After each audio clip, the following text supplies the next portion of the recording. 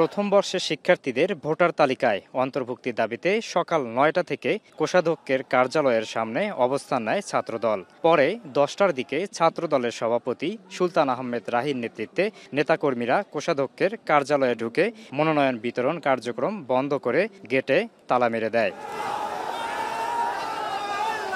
বৈষম্য বিরোধী ছাত্র আন্দোলনের সাবেক সমন্বয়ক, শিক্ষার্থী এবং শিবিরের বিভিন্ন পর্যায়ের নেতাকর্মীরা কোষাধ্যক্ষের কার্যালয়ে পাল্টা অবস্থান নেন। পরে তালা খোলা নিয়ে কয়েক দফা ধস্তাধস্তি চলে দুই পক্ষের মধ্যে। এ সময় তালা খুলে দিতে আলটিমেটাম দেয়া হয় ছাত্রদলকে।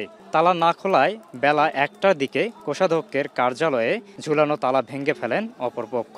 ভবনের বাইরে ছাত্রদল আর ভবনের ভেতরে অবস্থান নেয় ছাত্র শিবির ও বৈষম্য বিরোধী আন্দোলনের নেতাকর্মীরা। এদিকে ধস্তাধস্তির ঘটনায় শিক্ষার্থী ও সংবাদ কর্মীসহ উভয় পক্ষের অন্তত ৪ জন আহত হন। বিশ্ববিদ্যালয়ের মেডিকেল সেন্টার থেকে প্রাথমিক চিকিৎসা নিয়েছেন আহতরা। এখানে আমাদের যারা শিক্ষার্থী ছিল তাদের উপর তারা খুবই নগ্নভাবে আক্রমণ করে।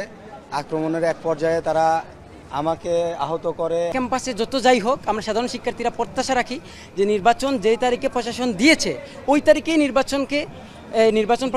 প্রশাসনকে নির্বাচন দিতে হবে। ভাঙচুরের বিষয়ে জানতে চাইলে শাখা ছাত্রদল সভাপতি সুলতান আহমেদ রাহি বলেন, প্রশাসন নিজের খেয়াল খুশি মতো নির্বাচন আয়োজনের চেষ্টা করছে। এর প্রতিবাদেই আজকের অবস্থান। আজকে যে বিশ্ববিদ্যালয়ে যে কাহিনী হয়েছে এর জন্য সম্পূর্ণ দায় রাজশাহী বিশ্ববিদ্যালয়ের উপাচার্য। তারা প্রথম বর্ষের শিক্ষার্থীদেরকে ইচ্ছাকৃতভাবে এই রাষ্ট্র নির্বাচন থেকে দূরে রেখেছে। এদিকে বৈষম্য বিরোধী ছাত্র আন্দোলনের সাবেক সমন্বয়ক সালাউদ্দিন আম্মার বলেন, শান্তিপূর্ণভাবে মনোনয়ন বিতরণে বাধা দিয়ে ছাত্রদল নির্বাচনের বিপক্ষ শক্তি হিসেবে দাঁড়িয়েছে। একই অভিযোগ জানিয়েছে ছাত্র শিবির। ছাত্রদল বৃহস্পতিবারে তারা নমিনেশন নিয়ে রবিবারে এসে তারা চেয়ার ভাঙচুর করলো, তারা আচরণবিধি লঙ্ঘন করছে। ছাত্রদল আচরণবিধি লঙ্ঘনের কারণে তারা অবশ্যই নির্বাচনে অংশগ্রহণ করতে পারবে না। আমরা জাস্ট টাইমে আমাদের মনোনয়নপত্র নিতে আসছি। আজকে যদি ডেট শেষ হয়ে যায়, ছাত্রদলে তো মনোনয়নপত্র নেওয়া আছে, আমার তো নেওয়া নাই, তাহলে আমি সেখানে বাদ পড়ে যাব। আজকে তারা যে অস্থিতিশীল অবস্থা তৈরি করছে ক্যাম্পাসে, সেটি আমরা কখনোই প্রত্যাশা করি না। দ্বিতীয় কথা হচ্ছে যে এখানে প্রত্যেকটি সংগঠনের, প্রত্যেকটি ব্যক্তির গণতান্ত্রিক অধিকার, সেই গণতান্ত্রিক অধিকারে কিন্তু বাধা দেওয়া হয়েছে তালা ঝুলানোর মধ্য দিয়ে। তফসিল ঘোষণার সময় প্রথম বর্ষের শিক্ষার্থীরা বিশ্ববিদ্যালয়ের শিক্ষার্থী ছিলেন না।